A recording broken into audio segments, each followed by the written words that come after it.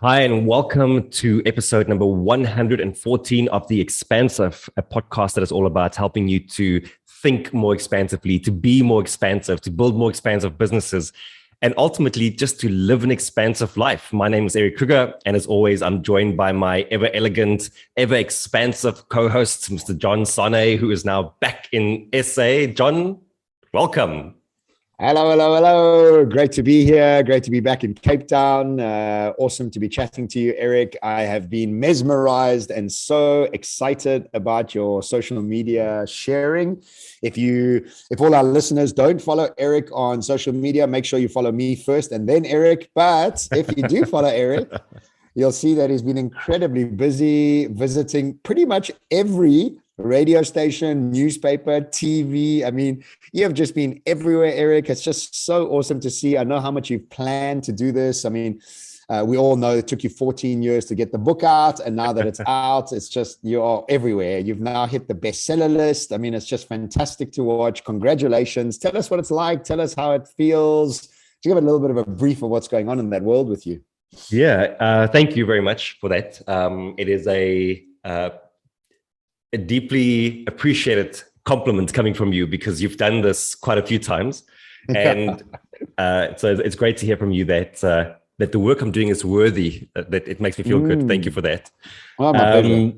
So yeah, it's been a crazy week. The book has been out for about 3 weeks, but we launched it like officially last week because of April just being a complete write-off of a month. And I've just been like on this hectic media tour. So like waking up in the morning, television somewhere, then radio, then driving for another radio interview, then to another like a podcast interview, and then zooming in between. So it's been really crazy, but I've loved it because my previous book never got this attention. Like I never put the intention or the attention on the book. I never pushed it this hard. I think I've done more for this book in one day than I did for all of the previous all my media for the previous book. So It's been incredible. It's been challenging. Interviews are actually really draining. I don't know if you find that too, but you do 6 or 7 in a day and like you are wasted by the end of the day. Yeah, absolutely. I think 6 and 7 of anything in a day, you're going to be wasted by the end of it, to be honest. Yeah. Yeah. So no, it's been really good. And then the book hit the bestseller list at Cape Town Airport. I walked into Exclusive Books and I walk in and I'm like a bit deflated because, like the first time you used to go look for your book in the wild, I walk in and like usually it'll be on that sort of initial display, all the new books. And I walk in and I don't see it. I'm like, oh, geez, I can't believe they don't stock it here. And I walk around the corner to the non-fiction side and there's like, it's on the list, number 5. And I'm like, I go to the lady, I'm like, what list is this? She's like, no, that's the bestseller list. I'm like, oh, awesome. Did you say that's my book? Yeah, I did. And then she just walked away. Good. What an anticlimax. She's like, okay. Like, she just walks away. Yeah. It's like, oh, another author checking on his own book. Yeah. Talk about a reality check. In your world, it's like fireworks inside your head. She's like, whatever. I gotta go do cash up. And then finally, it hit the bestseller list on the Exclusive Books website as well as top non-fiction or business bestseller in the country. So yeah, it's been a really, really good week. Wonderful, man. It's really great. Thank you. I mean, it's really, really great to watch. And it's it's poignant because our theme today is all about planting, growing, and harvesting. And, this concept of planting, growing, and harvesting is something that was brought to my attention with my coach, who you also now using as a coach, a leader who's a superstar. And she was explaining to me how often we don't take the time to harvest all the hard work that we've put into this, into our work, into whatever it may be, right? We're always in the process of planting and growing and not really harvesting. And I think in your last book, you did exactly that, right? You really worked hard on that book. Your first book, you wrote all those daily emails for thousands, I don't know how many days you did it for. And you never harvested. You never actually sat there and basked in the feedback, in the lives that you changed with that work. And so this time that you are harvesting, how's it feeling? How's the emotion of harvest feel for you? Well, I sent you that voice note and I said that what I've realized this time around is that you have to do the work after the work to honor the work that's come before the work. And what I that love just that means line. is, Do you want to say that again? Because I think that yes, line so is really powerful. Yeah. you have to do the work after the work so that you can honor the work before the work. That's And so good. So good. yeah, I was just like, this is exactly what tends to happen. It's like you put in so much effort to get to a certain point, and very often that is the creation part, right? Like whenever you're doing, Mm. I mean, it goes across the creative process. Like if you're doing a book or a podcast or a product that you are selling or a service that you're selling, we can spend a lot of time like putting this stuff together, building out what the format's going to look like, getting the structure all set up, and you kind of enjoy that process. But then you never get to the part where you're like, okay, let me go and tell the world about this. Let me promote this as much as possible. Let me get to see what people's reactions are to this product or the service or whatever this thing is. And so I've realized that I think it's such an important thing for us to engage with, that we don't just stop after we are done with the creative process. I think about this in terms of YouTube and those things often as well. Like you love creating the video and then you put it out into the world and you spend no time promoting that. And like the promotion part is actually you saying, I love what I've created here on the one hand, on the other hand going, and I think this will benefit you. I think if you go and spend some time with this, it'll help you, because that's why I created it in the first place, is to help you. So let me connect the two, Do you think the lack of the lack of harvesting your own work is reflected in how other people harvest your work? So when you're arbitrary about marketing something that you've done, or proud about something you've done, or not giving the kudos to the work that you've done, that's how people react to it, because that's how you've put it out there. What's that saying? It says, you tell the world how to treat you by the way you treat yourself. Yes, yeah. And so do you think that sort of promotion of it, because I think also promoting something also, there's definitely a generation of people that were told by their parents not to be show-offs. They're like, don't think you're too clever, sit down here, don't speak too loudly, fit into the machine, don't stick out of the machine. And it's that sort of ideology that's creeped into our idea of marketing ourselves, And I know other people in our field that don't like to market themselves because they've got the stigma attached to them. And then so the world out there also doesn't market you. But then you have other people that are verbose about what they do. And in that verboseness, people are like, oh, wow, okay, this must be something serious or something really that they're proud of. So what are your thoughts on that? Yeah, no, I think you're so spot on with that. And going back to the first book again, I think that's partly what happened as well, is that I don't think there was a pride for me in the book as much as I have this time. And so therefore the way I market it was like, I'm kind of shy and I kind of embarrassed by this. And therefore I don't promote it as much. And therefore like the world just gives it back to you. Yeah. Something I definitely think that people need to shift in terms of their thinking about promotion is that it's not about you. We get this wrong all the time. What people who are, and my mom, she falls into this trap quite often, because she's a psychologist. She's never thought about like building a personal brand or any of those things. And whenever she does anything that is like, when I've pushed her to say like, create this kind of content or do this kind of thing, she's always so like shy about it. It's like she doesn't want the attention on her. But what she doesn't realize is that the attention isn't on you. It's really not about you. It's about the people connecting to what you are saying. And so when I was promoting Dangerous over the past week, I had a very clear intention and a very clear shift that this is not about promoting a book or an idea. It's about solving a problem for other people. And the problem that I'm solving for them is that they are stuck in survival mode. People have been through a hell of a 2 years. And we want to know, how do we shift how we think, feel, and act so we can escape survival mode, so we can be more formidable, so we can live the kind of lives that we want to live. And so every interview I went into, that was my pure intention, was like, it's not about me in this moment. It's not about the book even in this moment. It's about how can I help you think about this problem that you are facing and tell you that the book is going to be something that guides you through that process. So yeah, I think, again, just speaking about your mom, it's that generation, right? It's talking about that generation and how it creeps that sort of thing in. I also feel that if you don't harvest, you continuously are striving for more without ever celebrating anything, which means that you're continuously feeding out of a jar that's empty. And in the harvesting process, just the concept of harvest is actually picking the fruit that you've been planting and growing and nurturing all this time, and just sitting in that. And, often, like I haven't been on stage for 6 weeks now, and craving being back on stage. And obviously being a speaker, you enjoy that energy that you get back from the room.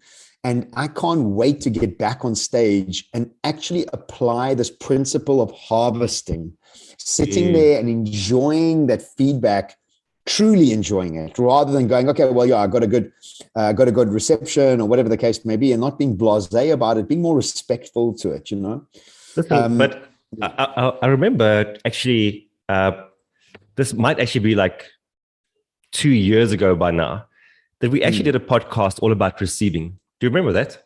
Yeah, I do. We obviously didn't learn much from it, because now here we are again doing one. Well, we repeat our patterns, don't we? Yeah. But I think many people, don't like to get compliments. Like you say to somebody, you look really great. Oh, no, just put this together quickly. Or, your body's looking great. You're like, no, I still have to lose more weight. Or, your hair looks great. Oh, do you really think so? I think it's too short. Yeah. It's like guy, just take the compliments. Like, yeah, it's really good. Like, sit with it and like enjoy it and savor it almost, But I want to say two things around this concept. One of my teachers that I listened to many years ago, he said, if you judge your past, or you haven't forgiven yourself for your past, you're invalidating your past. And if you think about how quantum science talks about time, there is no time. There's only forever now, which means that if you invalidate your past, you invalidate your presence, which means you invalidate your future. And so this lack of harvesting and experiencing the joy you've created for other people, or the gratitude you get from other people, really fuels you for your future, because you're being respectful and elegant of the effort that you've put in. And so the validation of the work that we do and being appreciated is really important for where we're going. Not forget about where you've been, just where you're going, in fact, right? And the second thing is, harvesting is just another word for gratitude.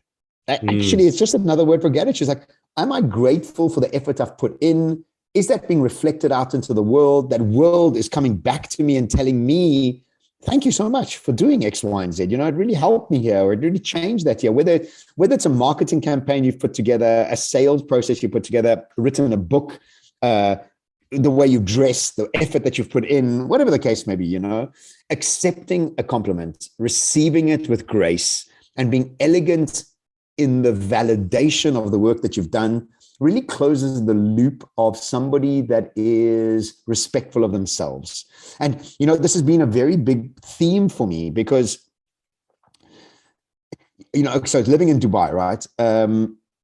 And I'd love to say to you that nobody compares themselves. I don't compare myself to anybody, because I'm Gandhi and beyond consciousness and rubbish. We all do. I wish I didn't, but I do. And then I'm sitting there, and the reason I've gone to Dubai is obviously to push myself ahead, right? And to be better than I was, so that I can grow.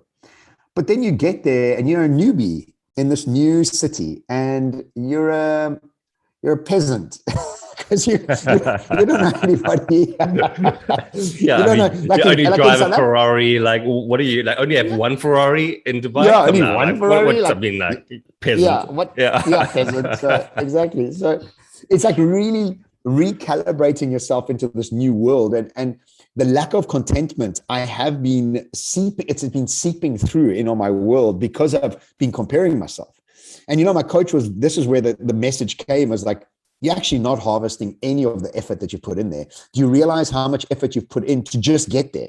Like, just to get to the starting line of this new game, you've had to put a incredible amount of energy and effort into just breaking through the ceiling of this market in South Africa into the next market, into the global market.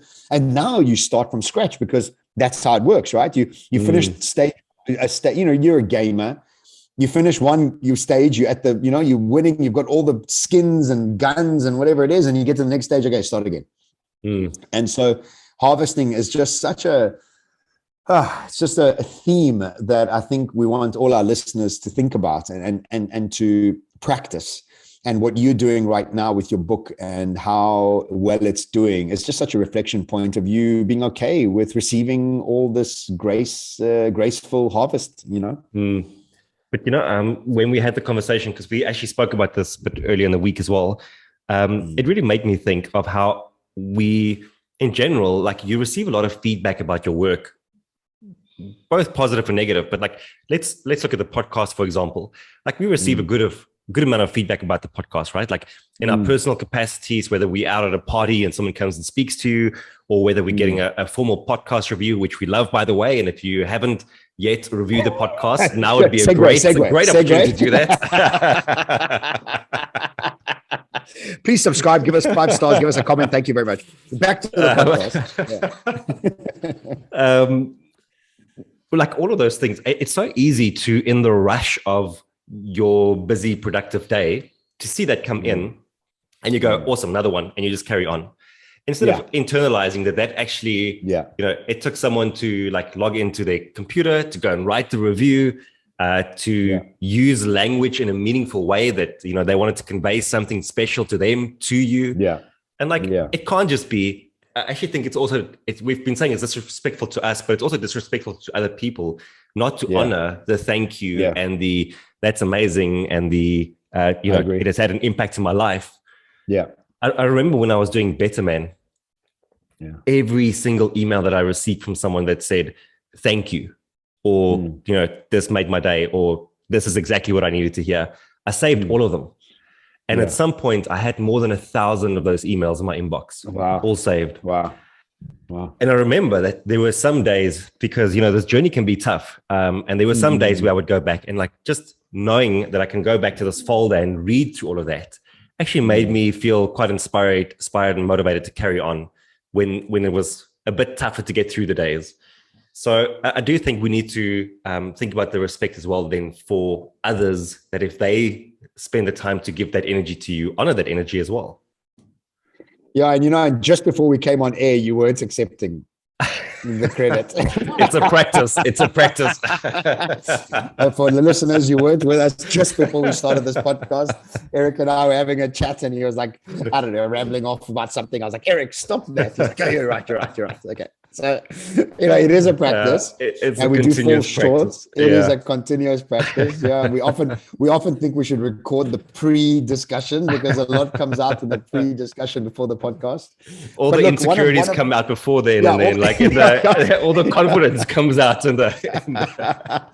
You've got to release all the lack of confidence before the podcast starts. Like we're still human, right? So we're still trapped in some sort of old archaic type of thinking. But just to close off on this, I am going to bask in the joy and the harvest of the energy of receiving an email from Dr. Joe Dispenza accepting me into the 5-day training. For corporate training. Thank you very much. Really, really excited. I get to spend 5 days with Dr. Joe's inner circle. And the last 2 days, Dr. Joe actually comes and trains all of us, and there's like a very small group. So it's really going to be great spending time with him, learning from him. And, the last time I felt this excited about doing a course this big was when I went to Singularity University, and I met the CEO of Gucci. I met the CEO of the Russian telecoms organization, which I just had lunch with in Dubai just a couple of days ago. I met the CEO of Accenture. So it was such a big sort of deal for me, that going to Singularity, and it changed my life dramatically. And I feel the same sense of harvest. Oh, that's awesome. Coming to the point with Dr. Joe and going to Mexico to spend some time with with that sort of depth of wisdom and knowledge that he has. So if you are following me on social media, look out for those videos, because I'm sure they'll be coming through as soon as that inspiration hits me from going through that training with him and his people. And that's my and we'll definitely do a podcast about that as well. That's going to be amazing. Yes, of course. Yeah. Yes, of course. Of course. I really thought you were going to say that the last time you were so excited about a course was when you attended Think Week, but I'm going to let that slide for today.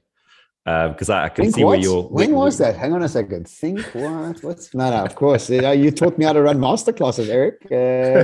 Think Week was good. It taught me a lot, but I was more watching how you were running the course than I was actually listening to the course. The course was good itself, but I was doing it for a different reason. I mean, it's always good to watch a master play. I totally yes.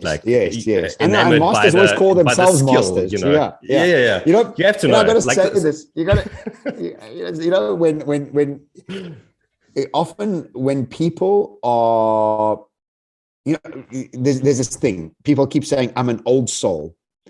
And I often think, do old souls say they're old souls, or other people call them old souls? And then I see some people on LinkedIn, they call themselves visionary leaders. I'm like, can you call yourself a visionary leader? I don't know if you can. I don't know. It's like, is it right to? Shouldn't somebody else be calling you visionary? So calling yourself a master. Yeah, I think it's good for you, bro. If you think you're a master, yes, you are there. Yes, you are. Good for you. Well, we'll just end on that note, because I don't know what to come back with. So, John, as always, a pleasure. And for everyone joining today, thank you for joining the show. We hope that you've had a good time with us. As always, we would love to hear from you. Like we were just saying, we really appreciate your feedback. We love hearing from you. So if you want to do that, you can either join us on many of our social media channels, where we are most active as Instagram, or leave us a review on Spotify or iTunes. You can also, by the way, if you haven't deduced from this, book myself or John or both of us to speak at your event. You can do that by visiting the Expansive website at theexpansive.com. Until next week, have a very expansive week. And until then, John, goodbye. Ciao. See you soon.